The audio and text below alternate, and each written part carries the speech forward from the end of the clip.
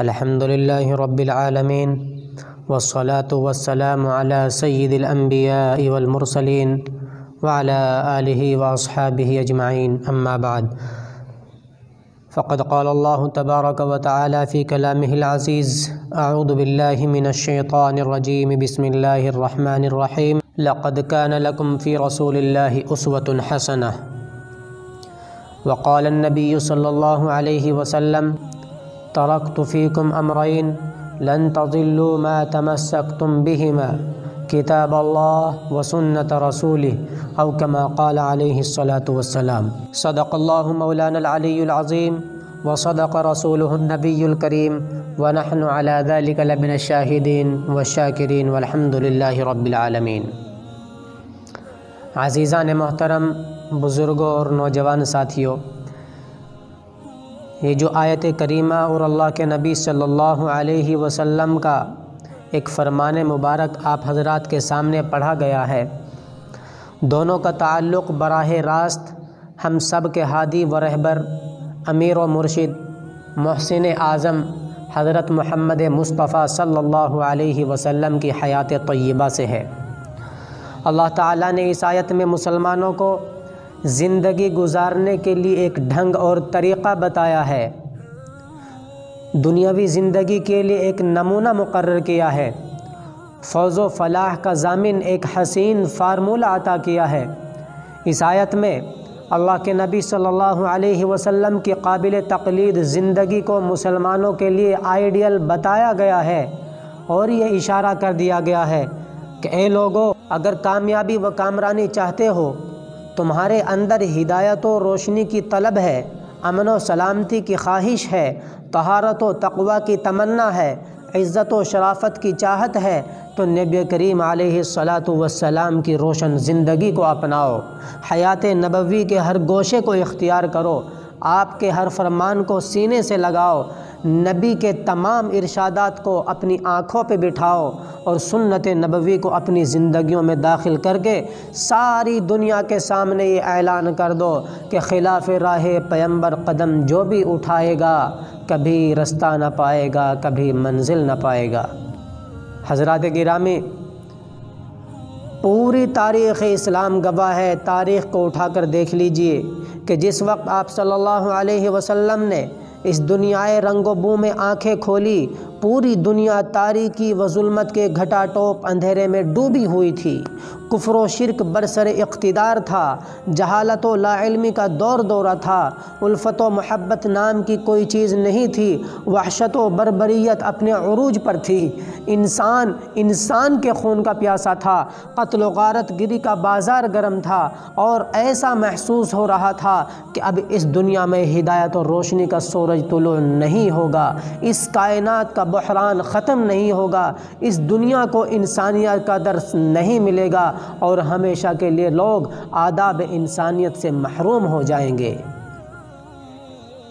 ایسے نازک اور پرآشوب دور میں ایک ایسی ذات کا ظہور ہوا جسے نور و ہدایت کی ہم رکابی حاصل تھی. ایک ایسی ہستی نے جنم لیا جو علم و ادب کا حسین سنگم تھی. ایک ایسی شخصیت معرض وجود میں آئی جو الفت و محبت کا انوکھا سرچشمہ تھی. وہ ذات لوگوں کے لیے یقین محکم کا درجہ رکھتی تھی، جس کے اندر انسانیت شناسی اور مردم نوازی کا وصف نمایاں تھا، اور جس کا فیض کراں انسان و جنات سے تجاوز کر حیوانات و نباتات اور درخت و جمادات سب کو عام تھا.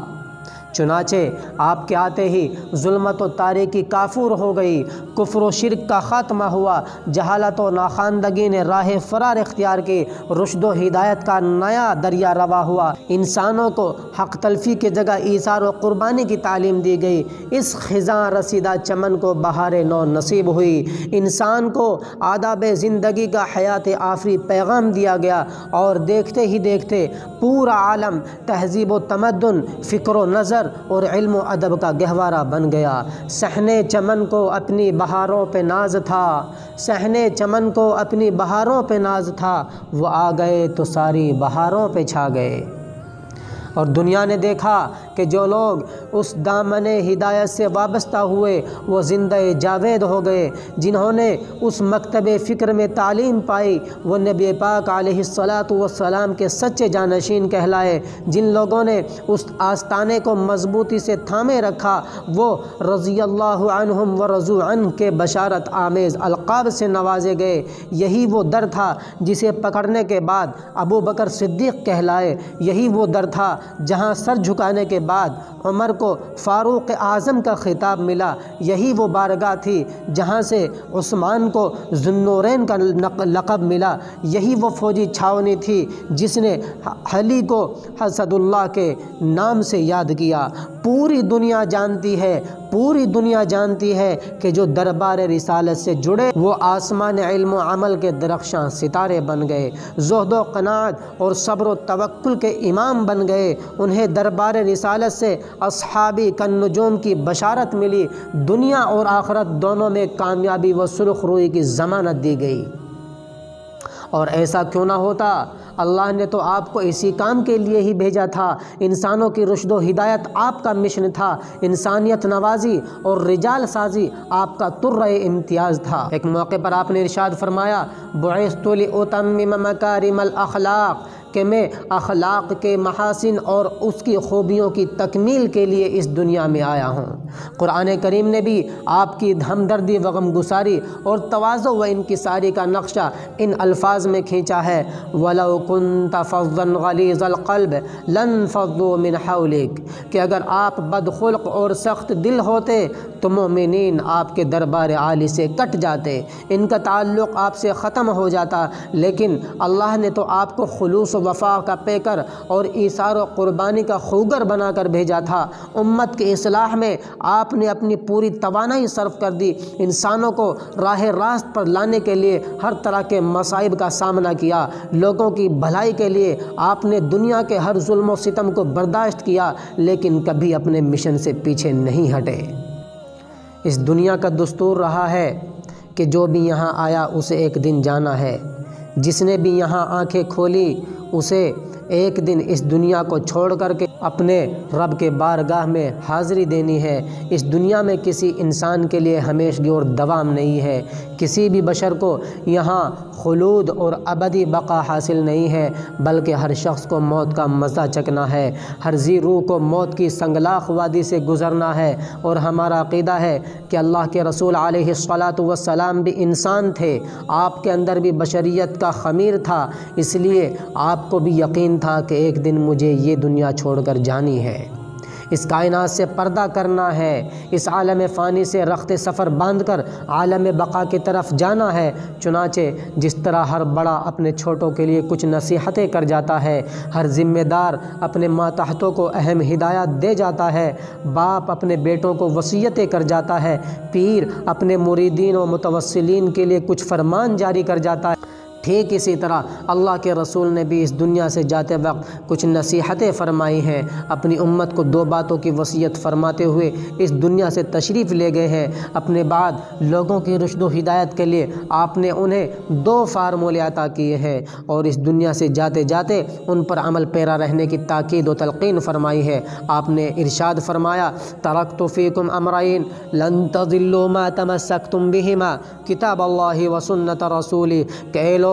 جب تک میں تمہارے درمیان تھا تمہاری اصلاح کرتا رہا، تمہارے دلوں کا تزکیہ کرتا رہا، تمہیں ایمان و یقین کی باتیں بتاتا رہا، تم اپنے مسائل لے کر آئے میں ان کا حل نکالتا رہا، تم اپنی مشکلات پیش کرتے رہے میں ان کی گتھیاں سلجھاتا رہا اور تمہارے دلوں کی تشخیص کر کے ان کا علاج کرتا رہا، لیکن اب میں یہاں سے جا رہا ہوں، اس دنیا کو چھوڑ رہا ہوں، اور لیکن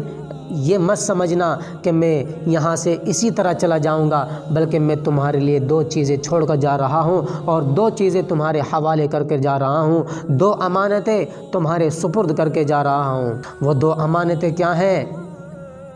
کتاب اللہ و سنت رسولی،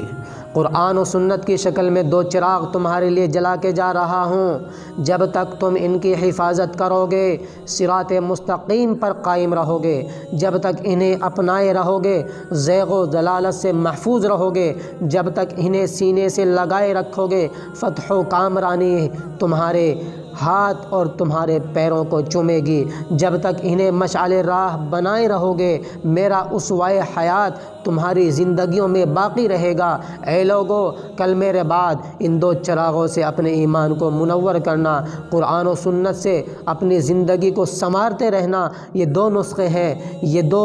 کیمیاء ہیں، انہی سے اپنے درد دل کا علاج کرنا، انہی سے دو چیزوں میں اپنے مسائل و مشکلات کا حل تلاش کرنا، اور یہ امانت میرے بعد آنے والے مسلمانوں تک بھی پہنچا دینا، اور انہیں یہ بتا دینا کہ اگر وہ میرے طرز زندگی کو اختیار کرنا چاہتے ہیں تو قرآن و سنت میں غور کریں، اگر وہ اپنے ایمان کو جلا بخشنا چاہتے ہیں تو قرآن سنت کے چراغ سے روشنی حاصل کریں، اگر وہ دنیا کے اندر فتح و کامرانی چاہتے ہیں تم میرے اسوے کو اپنائیں، اس لیے کہ میری پوری زندگی قرآن و سنت سے عبارت ہے۔ خود قرآن شاہد ہے، وما ينطق عن الهوى ان هو الا وحی یوحى، اللہ کا نبی جو کچھ بولتا ہے، جو کچھ بتاتا ہے، ارشادات و ہدایت دیتا ہے، وہ ان کی طرف سے نہیں ہوتا، خود ساختہ کلام نہیں ہوتا، بلکہ مصطفیٰ ہرگز نہ گفتے تا نہ گفتے جبرائیل، مصطفیٰ ہرگز نہ گفتے تا نہ گفتے جبرائیل،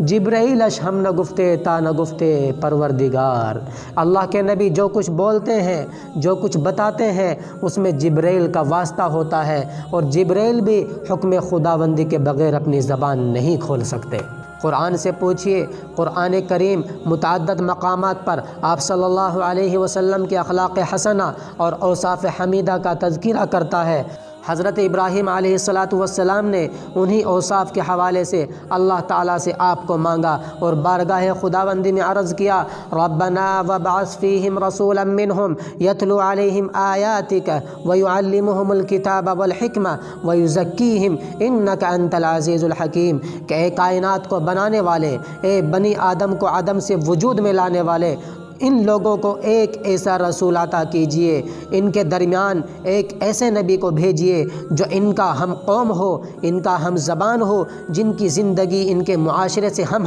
آہنگ ہو، یتلو علیہم آیاتک، اے اللہ اس رسول کا مشن یہ ہو قرآن کے معانی سے انہیں روشناس کرائے، لوگوں کے دلوں میں قرآن کریم کی رفعت و عظمت کو اجاگر کرے، وَيُعَلِّمُهُمُ الْكِتَابَ وَالْحِكْمَةَ، وہ رسول لوگوں کو کتاب و حکمت کی باتیں بھی سنائے، انہیں قرآن و حکمت کی تعلیم دینا بھی اس نبی کا خاصہ ہو، وَيُزَكِّيهِمْ، اور اے آقا اے اللہ وہ رسول لوگوں کا تزکیہ بھی کرنے والا ہو، ان کے دلوں سے بتوں کی محبت کو مٹا کر صرف تیری بندگی کا پیغام دینا اس نبی کی اہم ذمہ داری ہو۔ خود اللہ نے آپ کو خطاب کر کے ارشاد فرمایا، انک لعلی خلق عظیم، اے اللہ کے نبی جس طرح آپ کی نبوت بے مثال ہے آپ کی رسالت بھی بے مثال ہے، آپ کی شخصیت بے نظیر ہے، اسی طرح آپ کے اخلاق بھی کریمانہ ہے، آپ کے اطوار بھی بلندیوں سے ہم آغوش ہیں، اوصاف و کمالات میں آپ کا کوئی ہم پلہ نہیں، اور مزاج و عادات میں آپ کا کوئی ثانی نہیں۔